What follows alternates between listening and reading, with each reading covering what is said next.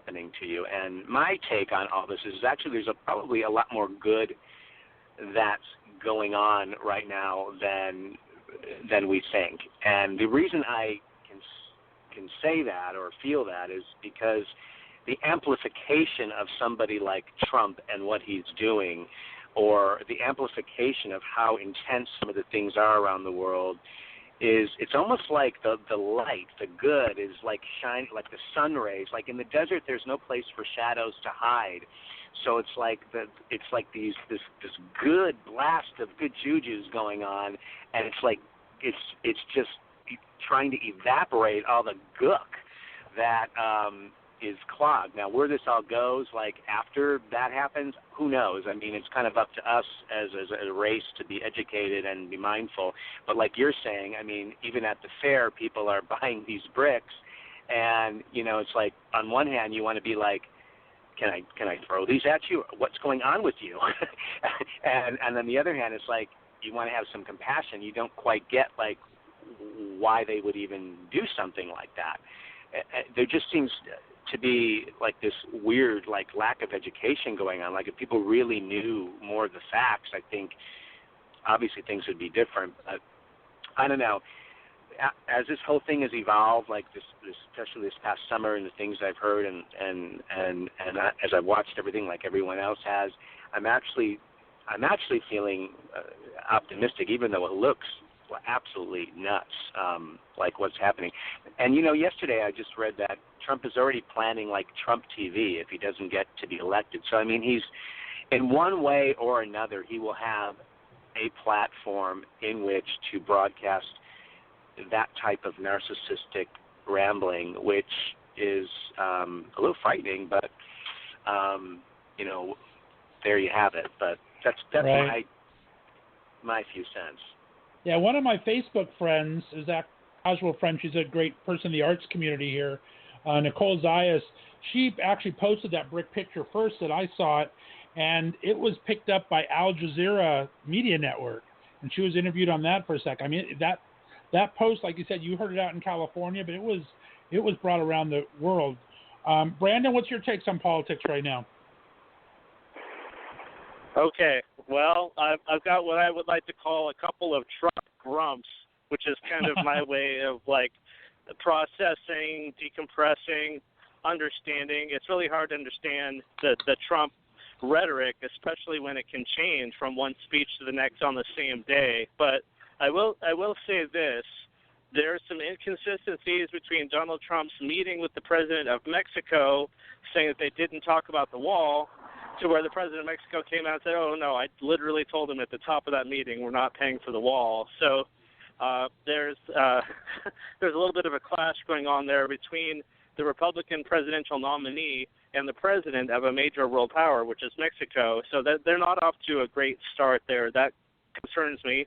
But one thing I want to just let you all know, an important debate, as you were, more like a discussion, is going to happen tonight. So this is called the Commander-in-Chief Forum, which is hosted by the Iraq and Afghanistan Veterans of America.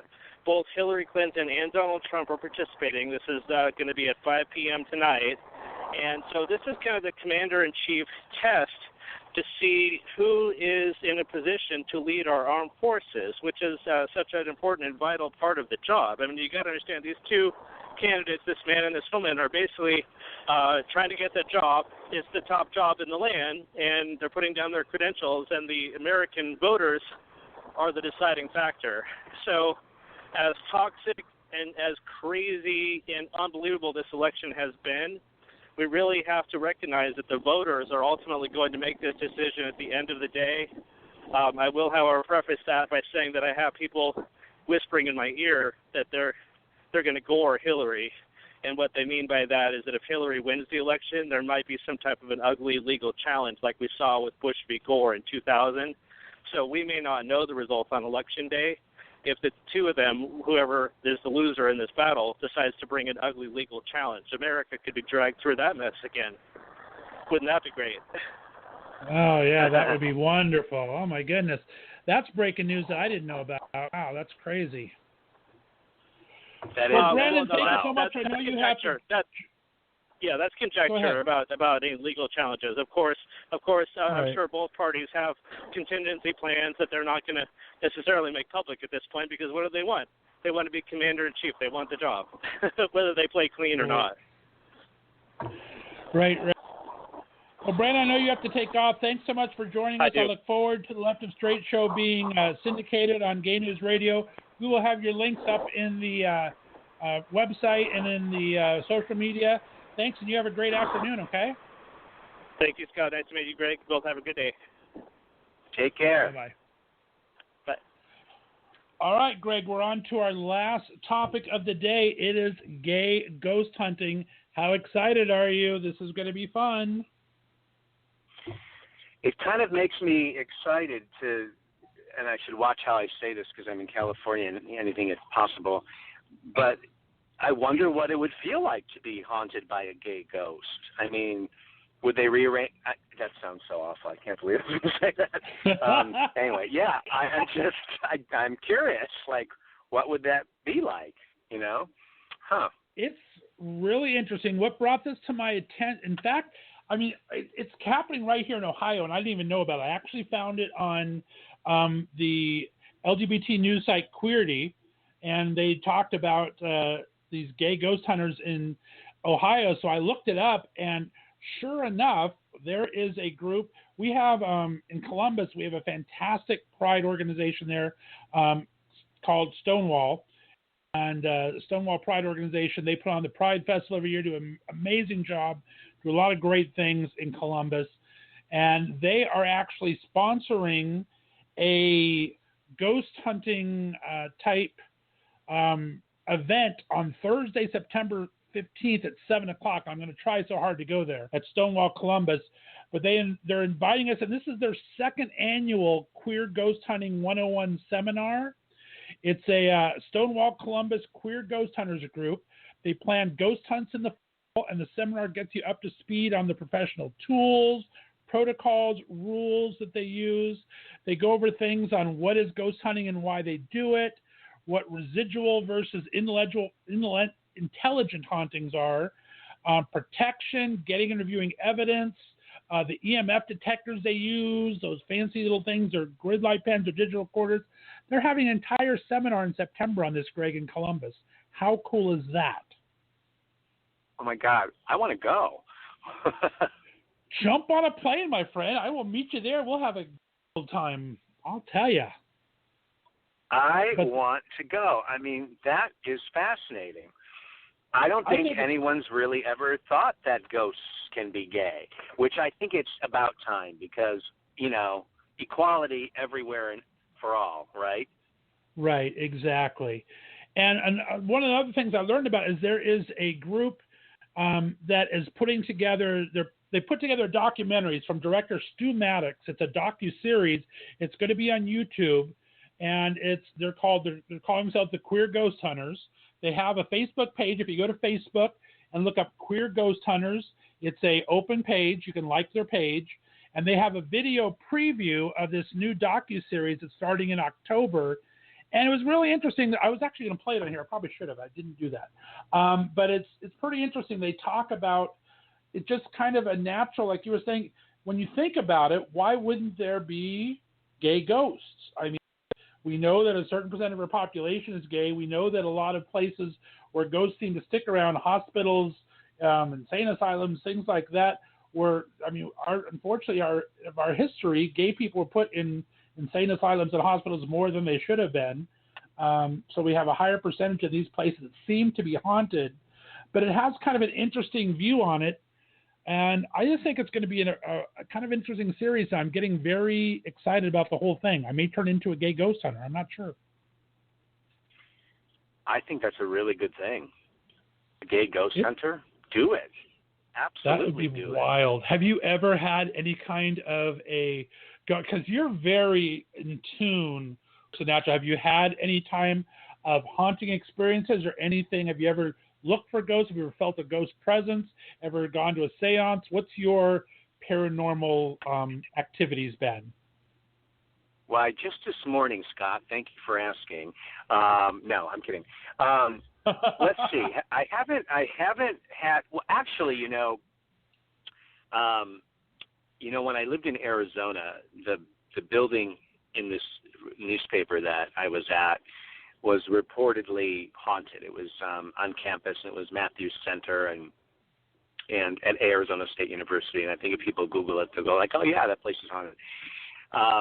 And I think if you went up like the back stairways up everywhere, there were I think it used to be a library of some sort, and you could definitely feel something. I felt something there. I mean, maybe we were young and we were imagining it, but it wasn't like you feel. I didn't feel like anybody tapping me on the shoulder or anything like that. I've had friends who've had that.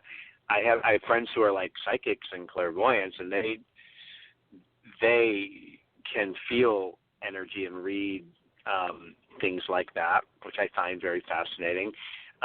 So I wouldn't say I had like one-on-one like contact with something like a quote ghost or spirit. I've been to a gaggle of mediums, which really kind of is telling about my life. It's so funny, but who some have been very, very, really good at deciphering that information and the things that they were conveying to me. There was no way they could have known some of that. So I definitely do believe that people are able to access that kind of vibration. And, ghosts, I don't know, I have to ghosts to me feel like, that the spirit is still here and unsettles and hoping to move forward, hoping to move on or something. There's a reason why they're quote-unquote ghosts, whereas if you passed over, it's a whole different that's a whole different schemata. But right. But no, I have not had like direct relations with ghosts. But many in the afterlife, I think, yes.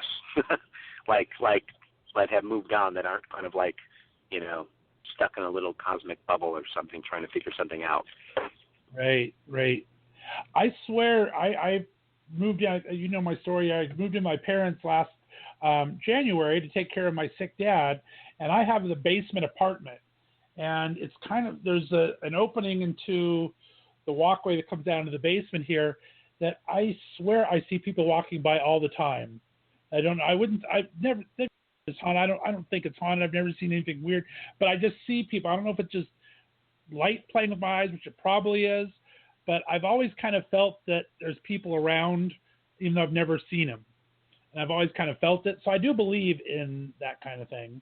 But I have never gone hunting myself or ghost hunting, and I've never really come across anything that was haunted. But I've always felt the presence, I guess. So I kind of have a belief in it. I gotta tell you. Yeah. I have a pretty strong belief in it. I think you're going to have a great time going there. I think it'd be great. Well, see, if you can, we have till the 18th. You have basically 10 days to get your little happy butt out to Northeast Ohio, and we'll have a good old time. All right. I think that's a good, I will take it under advisement. I think that's a good idea. There you go.